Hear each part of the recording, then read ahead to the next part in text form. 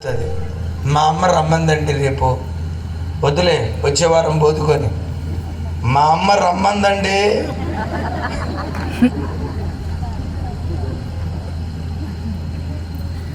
అదే చెప్పే కదా, ఎందుకు అంత పెద్దగా చెప్తున్నారు? వచ్చే వారం పోదుకోలే, అవసరమైతే నేను కూడా వస్తా. మూడోసారి అంట మా అమ్మ రమ్మంది. అరే నేను కూడా వస్తానే, నువ్వెందుకు? నన్ను రమ్మంది, రేపు పోతా. రేపు కాదు, వారం రోజుల తర్వాత బతుకొని ఉండు. నేను పోతానండి. పోవటానికి వీలు లేదు, నేను చెప్పిన తర్వాతే పోవాలా. తెల్లారి డ్యూటీకి వెళ్ళాడు. ఇప్పుడు అమ్మాయి ఇంట్లో ఉండి తెల్లారిన తర్వాత అమ్మకు ఫోన్ చేస్తుంది. అమ్మా, మీ అల్లుడు వద్దన్నాడే. అటువైపు నుంచి అమ్మ ఏమంటుందో తెలుసా? అసలు ఆడుని ఎందుకు అడిగేవే? ఆడుని ఎందుకు అడిగేవే?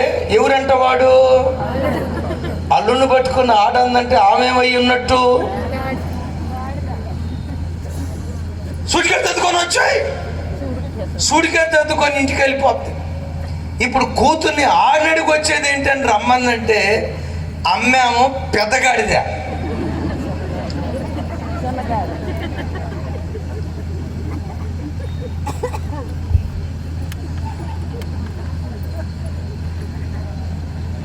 అమ్మా, అల్లుడు వద్దన్నాడా? సర్లేరా, నీ భర్త రమ్మన్నప్పుడే రా, తొందర ఏమొచ్చింది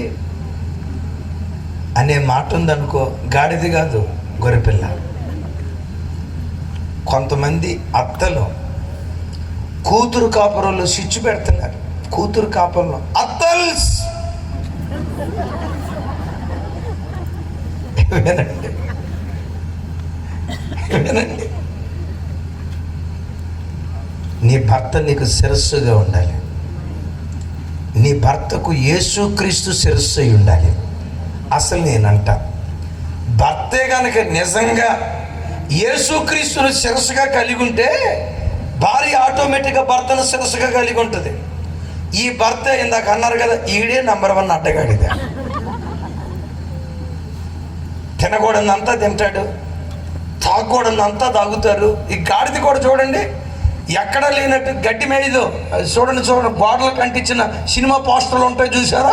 వాటి మరి దాంట్లో ఏం టేస్తుందో నాకు తెలియదు. సినిమా పోస్టర్లు.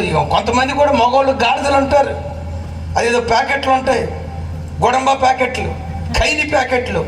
పట్లం ఉపదిస్తాడా, అరచేతిలో పెట్టుకుంటాడా, అదేదో వంట చేసినట్టు చేస్తాడు. ఇట్ట అది మా అయ్యగారు చెప్తున్నాడు.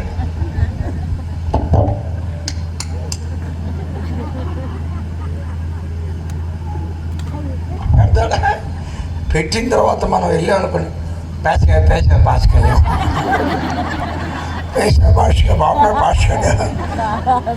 ఆడు నోరు తెరిస్తే గాడిద నోట్లో కూడా అంత కంపు రాదు. విన్నారా?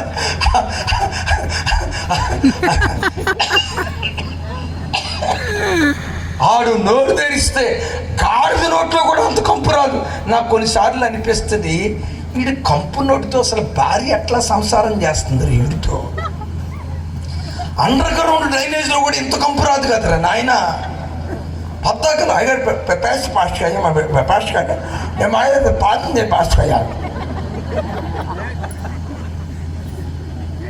ఇకనరా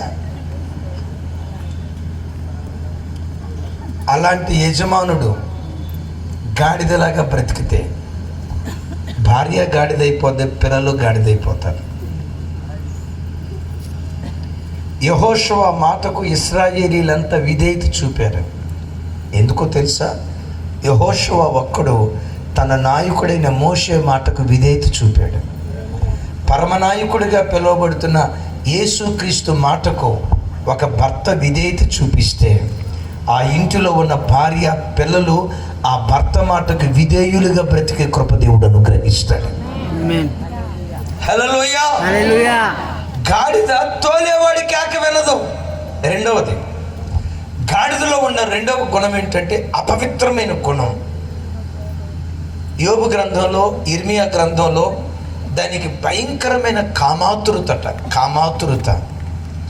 యవన బిడ్డలారా, తండ్రులారా, తల్లులారా, ఈ చివరి దినాల్లో మనుషుడు వావి వరసలు మర్చిపోయి తల్లి ఎవరో చెల్లెవరో తన భార్య ఎవరో పొరుగువాడి భార్య ఎవరో ఎరుగక మనుషులు కాముకత్వాన్ని రేపుకుంటున్నారు.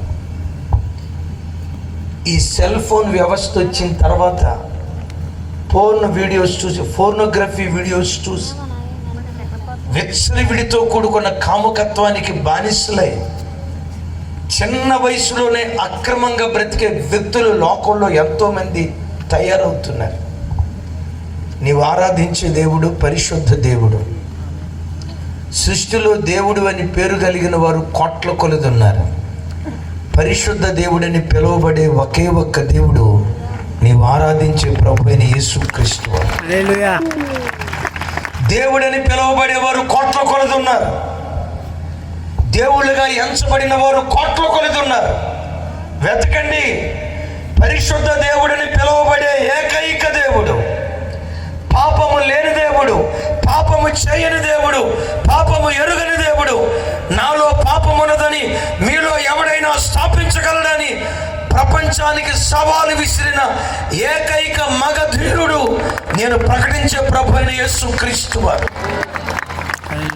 ఆయన శరీరధారిగా ఉన్న దినాలలో ఏ పాపము చేయలేదు, ఎక్కడ ఏ అపవిత్రమైన కార్యక్రమాలు చేయలేదు. దేవత్వపు సర్వ పరిపూర్ణత కలిగిన ఏకైక దేవుడు. దైవజనమా, దేవత్వం కలిగిన వాడే దేవుడు. దేవత్వం అంటే ఏంటి? కామ క్రోధ లోభ మోహ మద మాత్సర్యాలు జయించిన వాడు దేవుడు. మన మనుషులం కామకత్వం ఉంటుంది, మన మనుషులం క్రోధం ఉంటుంది, మన మనుషులం మత్సరం ఉంటుంది, లోభం ఉంటుంది. మరి దేవుడు ఎలా ఉండాలి? కామ క్రోధ లోభ మోహ మద మాత్సర్యాలను జయించిన వాడు దేవుడు. అది దైవత్వపు లక్షణం. వెతకండి. కామకత్వాన్ని జయించిన దేవుడు ఎవరైనా ఉన్నారా? అపవిత్రతను జయించిన దేవుడు ఎవరైనా ఉన్నారా? శరీరంలో ఉన్న మదాన్ని జయించిన వ్యక్తి ఎవరైనా ఉన్నారా? నేనంటా మన మనుషులలో కామకత్వం ఉంటుంది. పెళ్ళైంది ఒక భార్యకి. ఆ పెళ్ళైన మొదటి రాత్రి